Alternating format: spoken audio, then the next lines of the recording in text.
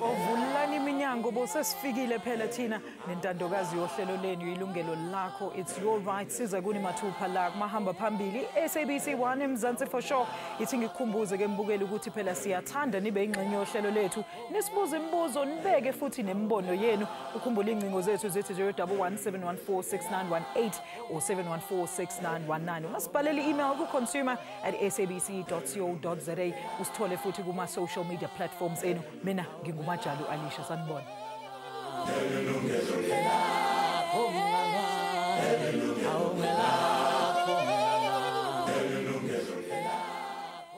Indaba ethu namhlanje mbukeli, although South Africans love the comfort of their own cars, many witness the economic, health and environmental benefits of leaving their cars at home this month. In support of the eco-mobility campaign to mark Transport Month, many switch to walking, cycling and even public transport. I guess Begimbon.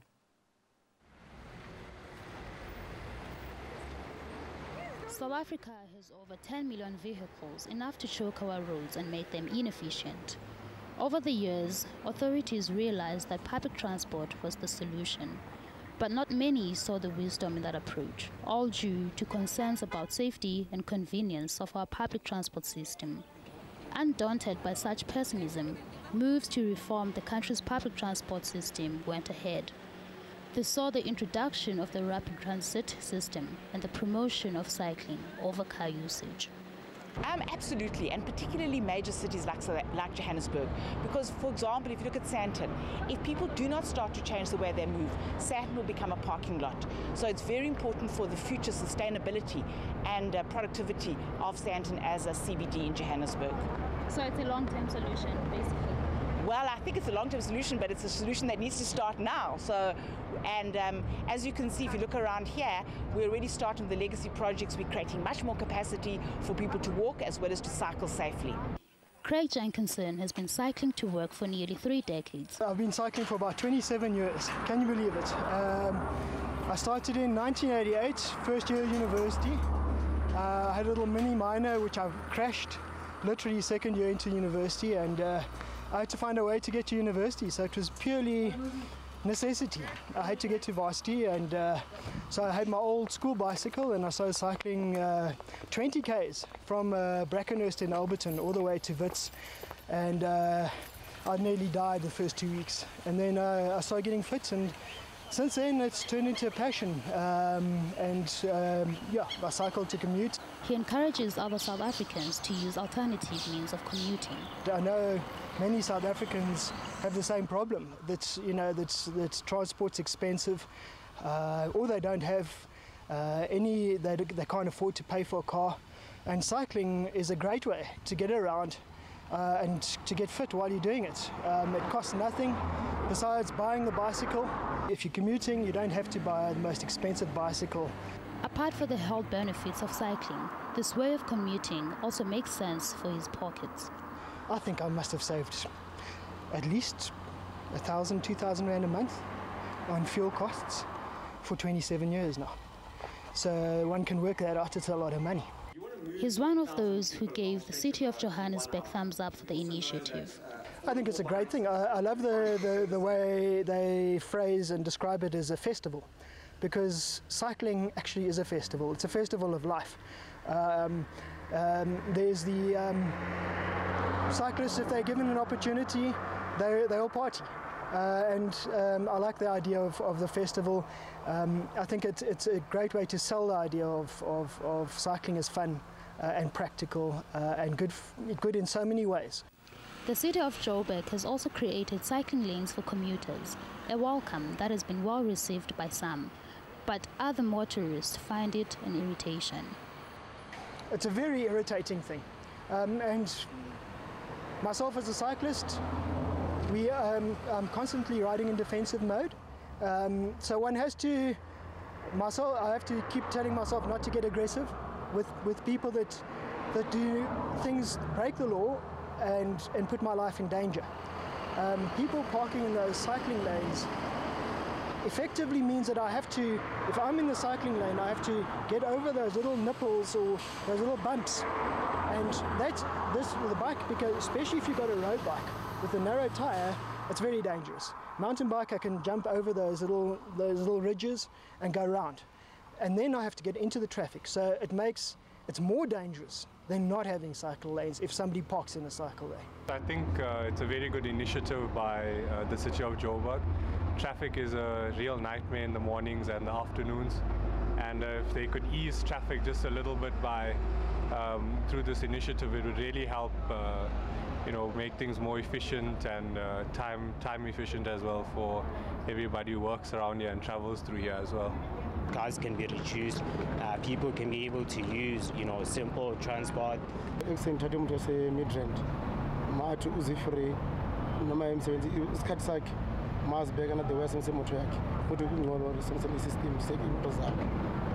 This group of disabled commuters embarked on a journey from Johannesburg to Pretoria just for the experience.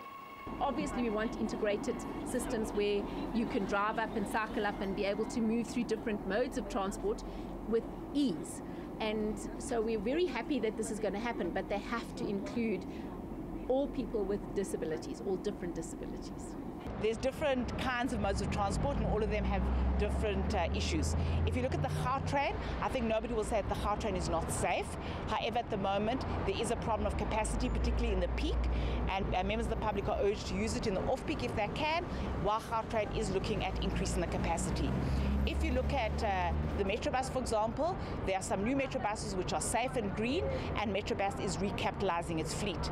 The issue of safety is also being looked at. We are adding more transport, and we are looking at the issue of safety. Also, by having better sidewalks and better public lighting and more people in the street, that also does help the issue of safety. It is hoped that the Eco-Mobility Initiative will transform attitudes and be rolled over across the country, all to reduce the burden on our roads. Nomvuyo Ntanjana for Yilungelo Lakho.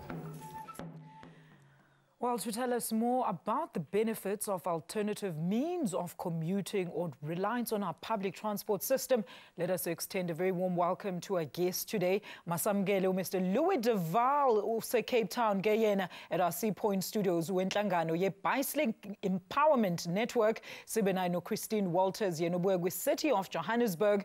We're also joined by Professor Philip Harrison from Wits University. Ladies and gentlemen, a very good afternoon to all of you. Let's start with you in studio. Christine, good afternoon to you. Good afternoon to you and to the viewers. Prof, a very good afternoon to you. Good afternoon. Thanks for having me on the program. All right. Louis in our Sea Point Studios, a very good afternoon to you, sir. Thank you so much for joining us. Brilliant. Thank you. All right. Let's start with this. Let's first start by understanding. Maybe let's start with Louis. Louis, tell us a bit about your organization. Help us understand what it is that you guys do. Okay. It could be a long lecture, but I'll be very brief. Please be. It's Bicycling Empowerment Network. We started it in 2002, and its basic things is that we have a permit from Department of Trade and Industry. We import used bikes from most countries in the world. A lot of them send us the second-hand bikes. And then what we do is we have also set up a very good mechanical method of teaching people who don't have a job at the moment and would like to be a bicycle mechanic. So we train them for about a month on how to run a small business. They then collect the bikes from us, and we set them up in all over the Western Cape as a little bicycle shop. Often in school grounds, so that they can look after the bikes that the Shovakalula bikes that have been given to that school, repair them as well, and sell the second-hand bikes that they fixed up in their own business. All right. So that is the core thing that we do. All right. So you're not giving away free bicycles, right? Let's just be correct. No, they basically pay for what it costs to bring the bikes here. If you get 450 bikes and it's cost say 450 Rand to get here, which it doesn't, it costs much more. You'll Yes. pay 1 Rand for the bike.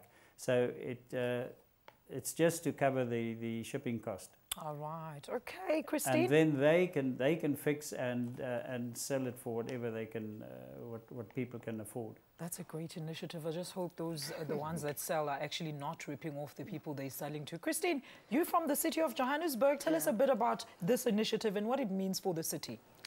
Well, in 2013, ICLEI, basically the Secretary General, Otto Zimmerman, came up with the concept because they tried to put together a verb or a word or a concept that explains people walking, cycling, and taking public transport, whether it's skateboarding, anything that's got wheelies, etc. Everything that doesn't have an engine that gives off bad fuel. So they came up with the word eco-mobility. And then the first festival was held in Suwon in South Korea. And it was very successful, but a very small city, a small town. And ICLEI then approached the mayor, and the mayor is on most of the international mayors' conferences. He's on bodies, institutions. And the mayor himself is very enthusiastic about the green economy. So he put up his hand and he said, come to Africa. And so Africa, for the first time, we held it this year, and it's going quite well. Yeah. Prof, do you agree? It's going well. No, absolutely. What do you think? It's going to be a long road. We're still a very car-oriented society. We're wedded to our private motor cars, but it's a great start. It's beginning to shift the mindsets. You know, as a scholar, as a practitioner, I'm really concerned about how do we make our cities more livable, more efficient, more equitable. And if we project our car-oriented society into the future, we're not going to be able to get around the city. The congestion, the cost of travel, the inefficiency of travel. Professor, we've got to do something different. Professor, yes, we'll definitely get into those things that need to be done differently. How sazisagijima isikhathi siqala nje masiphuthume siyokhokha izikweletu zethu siyabuya kodwa manje nje. Welcome back, Mbukeli kulo Yilungelo Lakho. Indaba yethu yanamhlanje, ngabe uMzansi Afrika usulungele na ukushiya izimoto zabo ezindlini bazame ezinye indlela zokuhamba? Please note that today's show was pre-recorded earlier, therefore we won't be able to take your calls, but you can still email us to consume@sabc.co.za. All right, let's get to the gist of things now. You saw the insert, you heard the different views, but the big question here is South Africa ready for this kind of initiative? Let's start with you, Christine. I think we're ready. I think what the Eco Mobility Festival has done is to heighten the debate in the public domain. And initially when we started out, you must remember we took over a year to prepare for this. So initially when we went, people were very apprehensive. And even during the festival, people had opinions. And I think that we've been able to change people's minds, and now the debate is in the open and people have accepted this. The level of positivity is amazing. I mean, the first day, the second day, we tweeted something like over 2 million, so people are just excited about it, and I think that I like the idea that people are buying into it. Professor? I think people are increasingly frustrated at the experience on the roads, at the congestion, the traffic jams. For those who are reliant on public transports, they're frustrated at the costs and the distances. So I think, yes, people are ready for something different. I think it's interesting at this time to remember that in Brazil in 2013, it was transport which brought people onto the streets. Yes. Hundreds of thousands of people on the streets because of the experience of moving around the city. There are other issues that are bringing people onto the streets today, but I think transport is still one of the key issues in the everyday lives of people. Funny that you mentioned that, Professor. I don't even think people think about it that way. Louis, what do you think? Is South Africa ready for this kind of commuting or alternative modes of transport, so to say? Yeah, alternative, yes, but I really am very impressed with the leadership of our Minister of Transport. She follows in the footsteps of Dula Oma, who introduced the Shovakalula setup. And then we also in the Western Cape have a good premier who supports cycling, and also the Department of Transport, the educational folk. They're all keen on getting bikes to, especially the children who walk a long distance to school. It makes a huge difference in their lives. So and also we have the same problems as Johannesburg has with the too many vehicles on the road, and it's quite dangerous to ride a bike if you're not well trained on safety, how to ride a bike.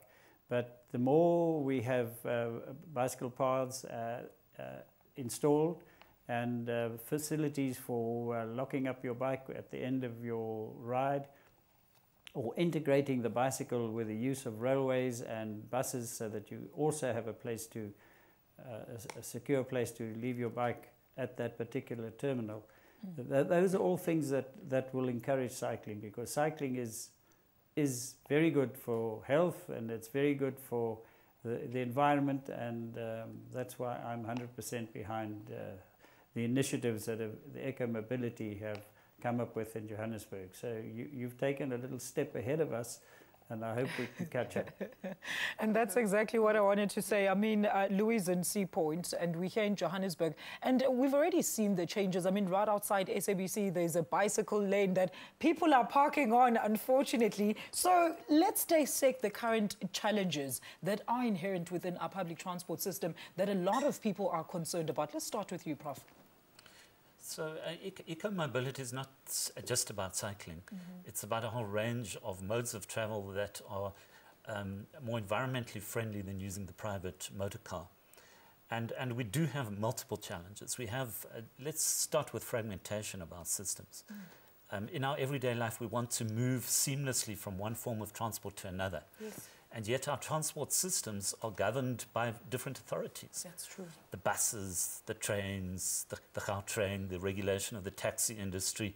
There are multiple authorities involved in transport. And so it's extremely difficult to create this coordinated, seamless transport system. But I think we've recognized the problem.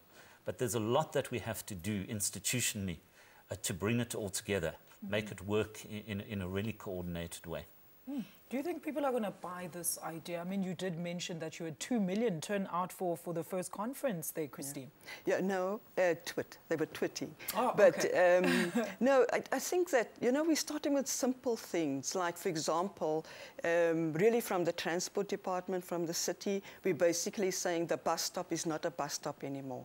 A bus stop is an intermodal place where anything can happen, where you've got a meter taxi coming, you've got a tuk-tuk coming, you can get a bus, you can get a minibus taxi, etc. So if we can change the whole concept and perception from people that you can get a seamless... If you go to Park Station right now, you will be able to get Metrolay, Gautrain, you get Ria Vaya, you get a meter taxi, you can get a tuk-tuk, you can get a minibus taxi. So that is the kind of model we need to roll out as we go into the future.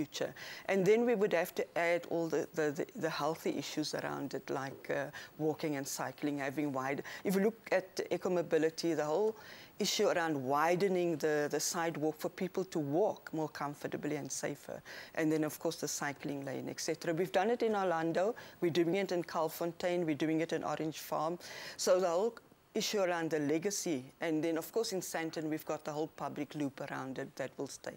Louis, a lot of people are saying, who exactly is this initiative aimed at? Is it the poor people, or is it everybody that thinks, you know, they deserve to use a different mode of transport? What do you think the issue here is? Yeah, I think it's for everyone in South Africa. The bicycle is, or walking is a natural thing that everybody would like to do.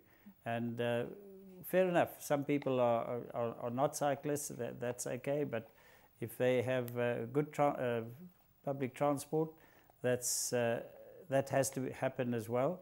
And obviously, not everybody's going to give up their car. We're not suddenly going to have no cars around. They're wonderful machines but they're just getting a little bit too much. It's like a swarm of bees around your head. You've got to do something. But I agree with the other speakers, and I'm fully agree with them. I think we're ready in this country. Professor, you know, we want to know, what is it about the current transport situation that actually requires us that we need to think about other different alternatives of transport? Yes, so if you compare large cities in the world and you look at the different profile, we call it the modal split. South Africa is among the highest. The large cities in South Africa are among the highest in terms of private motor car use. We also have the issue of the minibus taxi. Now, the minibus taxi is more efficient than the private motor car. It carries more people, but it still congests our road. Yes. And so you still need regulation. Only 8% of trips in the city of Johannesburg are by bus or train. Now, in most large cities of the world, it's around 30 to 50%. So we have got a major problem relative to the size of our population in terms of road congestion. We have a major problem in terms of the costs of transport because of the form of our cities. It's our legacy of people having to travel a long way to work. And so households, poor households, are paying up to 30%, sometimes more, of their household budget on transport. So transport, the situation we currently have is significantly exacerbating poverty and inequality in our city, as well as affecting the economy because our logistics don't work, as well as creating enormous frustration because of the congestion. Very interesting observation there, Professor. Let's now quickly take another ad break. Mbukeli usabheke Yilungelo Lakho here on SABC 1, and yes, siyafuna ukuzwa ukuthi nina nithini ngale ndaba yokuthi sizame ezinye izindlela ze-transport. Mbukeli, khumbula ukuthi phela namhlanje asisakazi bukhoma, so unfortunately we won't be able to take your calls, but ningasithumela nje ama-emails ukuthi nina nicabangani. All right, still on that point, Professor, you know, there's this whole dispute between the bus and the taxi industry, and you touched on it earlier. I mean, these are certainly issues that still need to be addressed long before we can even think about everybody moving towards that mode of transport. Yes. So the minibus taxi is incredibly important for our city. It's been a really successful industry. It hasn't been effectively managed in many respects. It's not regulated, that's the problem. It's not adequately regulated, but it needs to be properly incorporated into our transport system. We need a multimodal transport system where you have choice. Yes. So we need a bus system that works effectively. We need a commuter rail system that works effectively. We need provision for non-motorized transport. We need a properly regulated minibus taxi industry. And then it will be a matter of choice. The most effective mode of transport for your trip will be what you choose.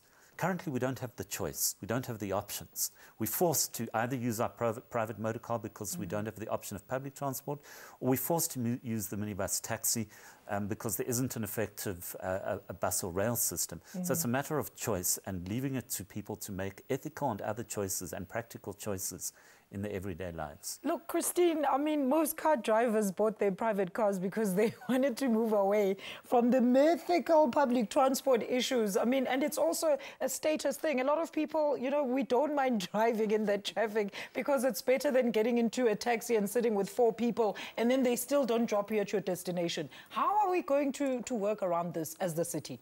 Well, you know, you might be surprised, but in 1834 we had electric vehicles. So it's not, I think we've gone backwards, you know, so we need to go back to where we started from. But look, I don't think that you can stop or deny anybody from wanting to empower themselves, especially with the majority of our people having been disadvantaged, you know. So a lot of our people, for the first time in their life, they own a house, you know, for the first time they own a car. So we did a survey of 72,000 households, and we received back very good data out of 69,000 households. And what we found was that for example, the first mile and the last mile for most people, in particular disadvantaged people, because 72% of our people use public transport and they use the minibus taxi. I'm a great supporter of the minibus taxi. I think that we need to to transform it, and in partnership with them, we need to be able to say that they now have to become very much business-like, and they must improve the quality of service they give our people. You know, we just had another minibus accident with 17, 18 people in. So we're basically saying, turn around your business concept. We have to partner with them, and they have to be part of the transport loop. So the survey, basically, people were saying, from the house to, if you look at Ivory Park, came out over 80% of the people saying that there's nothing else I can take. I can only take a minibus taxi. Poortjie, which is deep south, Orange Farm. First thing I can do, at least in Orange Farm you have metro rail, so that we really have to look at the first and the last mile, because what happens is, if your Ria Vaya stops at 9 o'clock, what happens to a person that works later, especially those people that are working in restaurants, domestic workers. So I really think that we are busy now doing in 2013, we've done a comprehensive integrated transport plan, consulting the community and saying basically, what is it that we need to do to improve it? Christine, have you, in all that planning, spoken to the Transport Department? Because I'm sure they're a pivotal part of all your plans. I mean, without them enforcing all those rules and regulations, it's not really going to happen. How are they meeting you guys halfway on this? Well, I'm the political head. I've got to make sure that they carry out what the people want. But just to say that we've got an amazing premier, and then we've got the MEC for Transport, Dr. Vadi. Dr. Vadi brings all of us together as MMCs in Gauteng. We've got 14 municipalities, so we sit on a regular basis with him. We have to then take from the Gauteng Master Transport Plan 2025. We as cities then have to dovetail that. So I think that we've got a very good team, very progressive team, both in province as well as national government, has been absolutely good supporter. So I think that we have got the ability to be agile. We have got the funds. You know, most of the BRT is being funded from national government. The minister's been absolutely beautiful around supporting us on eco-mobility. We're rolling out now. The city must meet 10 kilometers of non-motorized transport. That means we have to have walking, cycling lanes. Every year, 10. We're over 100 kilometers already that we're rolling out. And we're budgeting 307 million over the next 2 years for rolling out. We're busy in Kalfontein with province. The Durban Bank assisted us with 5 kilometers in Orlando. And if you go to Orlando now, it's amazing. So we united. It's also about social cohesion. I mean, social cohesion. So we've got to include communities, bringing people together. So Noordgesig, very poor coloured community, with the African community in Orlando. Look, Christine and Professor, maybe you can also help us address this. I hear what you're saying. The plans are there, but I mean, are we going to see new or legislation being changed to accommodate these new changes? Because taxi drivers are still driving on the bicycle lanes. They're still pushing everybody off the road. How is the compliance going to be enforced? That's what I want to know, Christine. We have, since we rolled out the UJ Wits route, we've already impounded 34 cars and we've already fined people. I think if we can have a good partnership with law enforcement, but also have community awareness and public awareness. And I really think that in Johannesburg, we need communities to have a transport voice. And we're hoping that we can generate with eco-mobility, we can start saying to people, can we hear your voice louder? You know, and people were talking about not going into a minibus taxi, etc., not going into a bus that's not safe. So I think that if we can, the will is there, the plans are there, the commitment is there.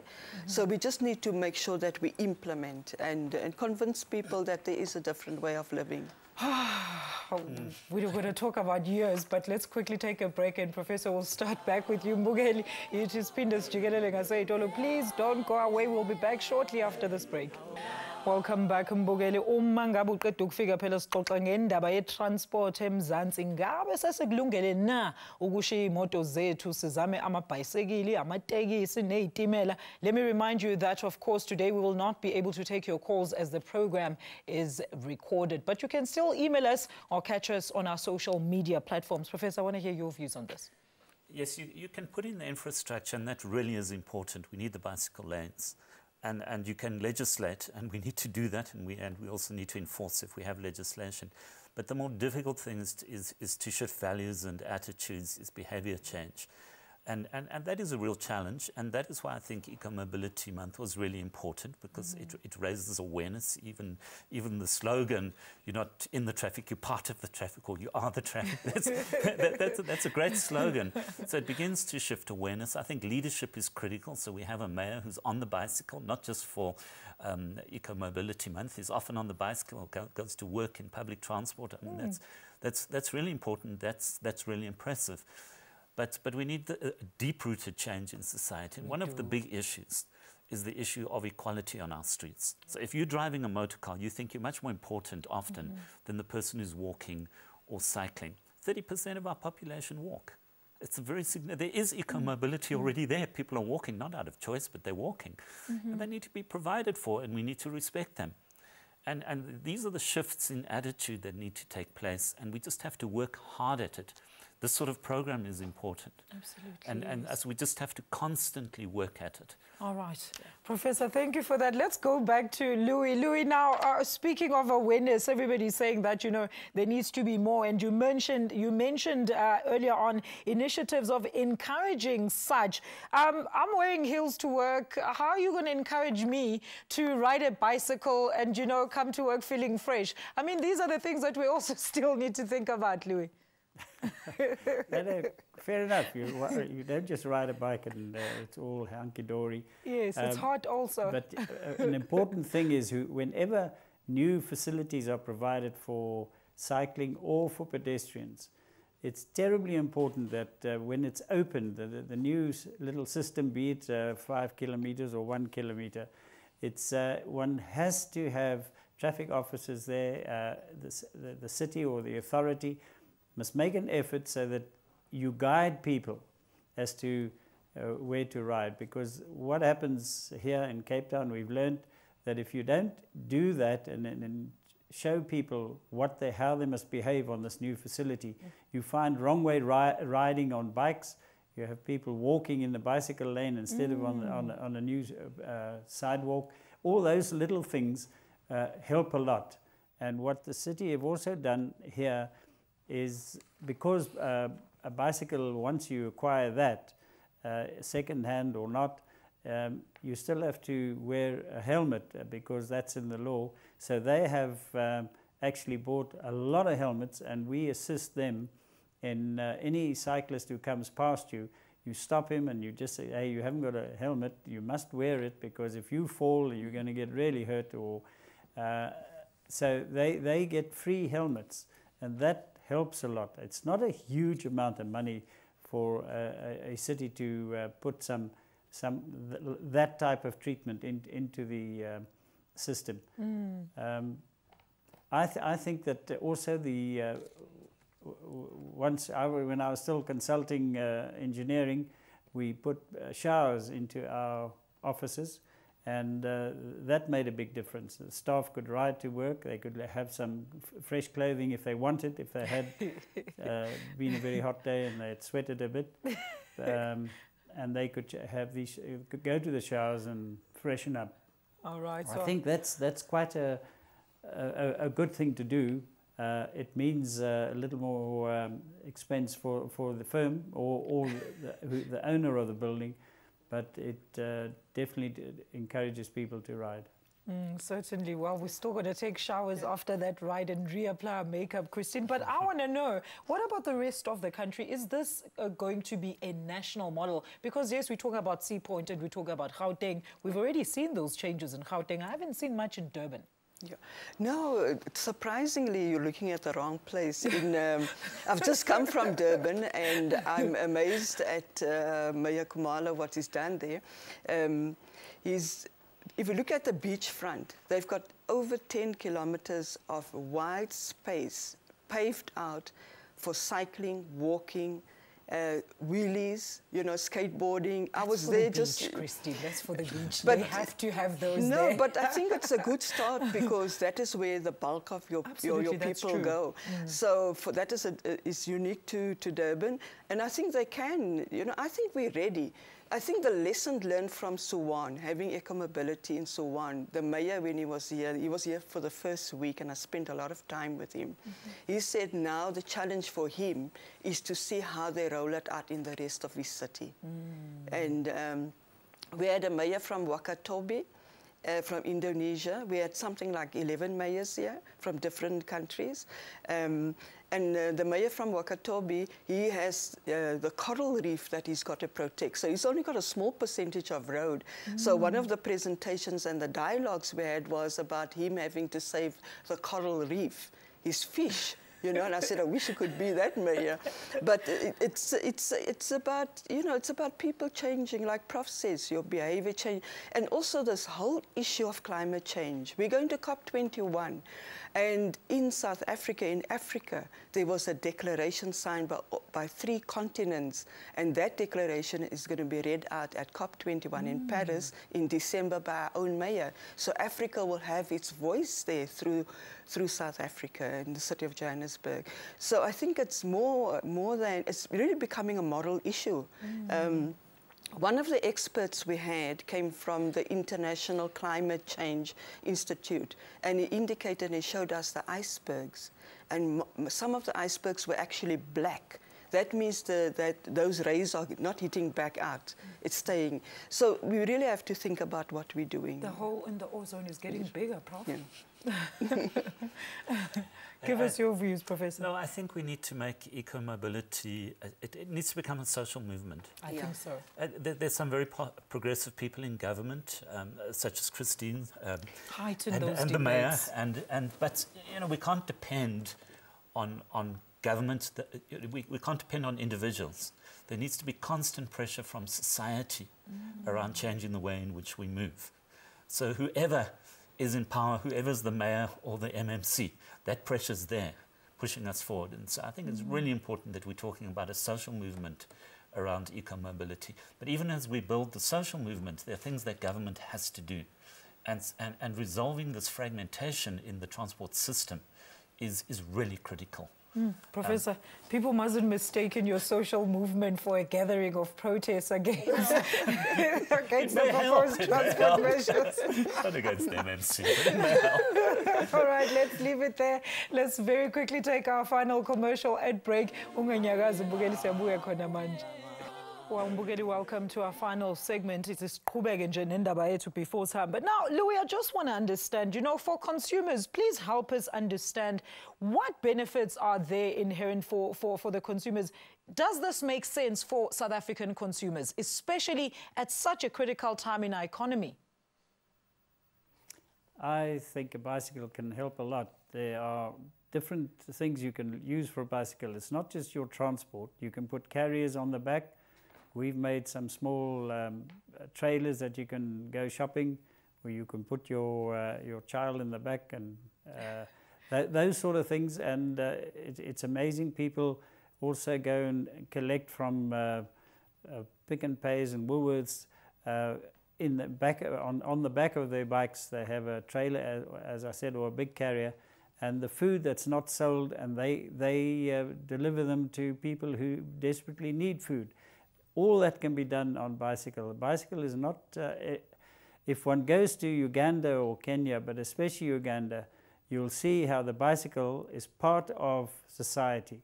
Take the bicycle out of Uganda and the whole commercial world will collapse there. Yeah. So do yourself a favor and go and have a holiday there, and you'll get a bike and you can ride around and you'll be amazed. Bicycles are taxis as well in Uganda. It's like the matatus in Kenya. It's something that's just got to be done in this country, because it makes a lot of sense, commercial sense. You know, it worries me that the rest of the African continent is very far ahead in terms of not being so reliant on the cars. And people in South Africa don't realize this. We actually, you were right, Christine, we're the biggest drivers, I think, in the world. Prof?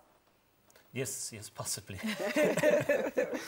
We like our status symbol. Yes, the car has become a status symbol. And if we go back, 1960, we still had trams in the city. Yeah.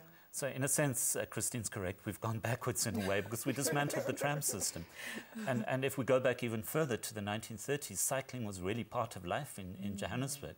And at one stage, cycling was the status symbol, but that was lost and became the private motor car. So we have to change cultural practices, and that's not easy. The car will remain important for a very long time. We have to accommodate the car. But we have to also ensure that we have viable alternatives, multiple alternatives. We might not all get on the bicycle, yes, but the other choices we must be able to make, and I think that's really, really important. Christine, I mean, take us through, like, how will this initiative now roll out in terms of being effected? How is it going to work? Well, we're going to be in the same position as Suwan, because we're going to have to be able to produce results. So do you have a specific time frame that you need to have done certain things by? No, I think it's a living thing that, like Prof says, is going to have to be rolled out and systematically become part of life. For example, if you go to Orlando, it's really complete. You know, we had somebody, we did on the 21st, Worldwide Fund for Nature.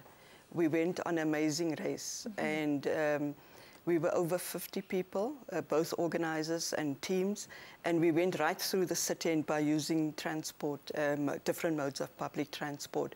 So when some of our South Africans visited Orlando for the first time, Soweto, they couldn't believe the infrastructure. So we need to complete. We're busy rolling out paving. We're widening the paving in Soweto. And I think one of the persons that were with us with disabilities basically asked for the improvement of the paving so that we can make sure, for example, just going off the ramp onto at the intersection is extremely difficult for them. So in Sandton, there will be a legacy. There will be the counterflows, for example. We had park and rides, 14 park and rides. Brighter Water Commons came out as the best, well liked. We had something like over 10,300 passengers using park and ride, with over 5,000 trips from Monte Cassino. And so Monte Cassino came out second, and now just recently, and that is from the 5th of October till the 22nd, where we saw these figures jumping up. And then just in the last few days, we saw Randburg and Westgate increasing. So we're doing 15 Ks in Kalfontein, which is Ivory Park area, Midrand. We're doing Orange Farm. And then this legacy that will have a continuous public transport loop around Sandton. And then just widening the pavements, we're bringing Rea Vaya into the area. So you'll have different types of transport modes in the city. So it's definitely going to be a part of life for us. Very interesting. Part of our planning. Yeah. Very interesting. And we've seen all these walkway bridges as well, also being built around most parts of the city. That's correct, yeah. So I think that we really have an extremely good mayor that really puts his money where his mouth is. He's very, very passionate about this. He cycles. We also want to congratulate the Premier. The Premier has been cycling. The Premier Congratulations. The Premier actually started public transport, and he said he feels so liberated. And the MEC by nature, the MEC is a public transport person, so he normally cycles himself. So. All right. All right, Louis, please wrap for us. What would you like to see for this initiative going forward, especially in the whole country? Let's stop looking at these, well, the two places that have started working towards this initiative. Okay, my advice, strong advice is that as bicycle use increases, at schools especially, because the younger children from about 11 to younger than 11 shouldn't really ride on the streets, but from 11 on in going to school and that sort of thing, they have to be trained in safe riding, and that we do an extensive little program with the school, and they also are taught how the basic things to do on a bike to keep it in good working order. All right. It's just how to fix a puncture, tighten odd nuts and things that come loose. It's very important that, and then they, by the way, when they can do all that, they get a little certificate from us. It's not a driver's license or a bicycle license, but it gives them the fact that they've done that little course, and they are much safer on the road than somebody just getting a bike and finding his own way around. Thank you so much, Louis. Thank you so much. Unfortunately, we're going to have to leave it there. Very quickly, Prof, do you want to just say something about this great initiative? Yes, well, I think it's a great initiative. and I think that eco-mobility, public transport, should be seen as something for all. If you like, the poor, the working class, it's not a choice. They have to use public transport. But we need to get the middle class out of the cars. It must be a matter of choice. Thank you so much. All right, well, Professor has been going on about this being a personal choice. And please give us a choice to make. How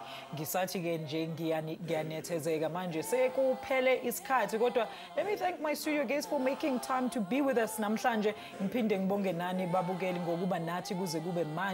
And of course, please join us again next week, Friday, for another live consumer affairs topic of the week. Remember, for a repeat of our programs, please tune in to this very same channel, SABC 1, every Monday from 12 midday until 1 o'clock. From me, Alishin Tombiagajali, and the whole team till we meet again. Msalegahle, do have a peaceful, festive season, and please don't drink and drive. Yilungelo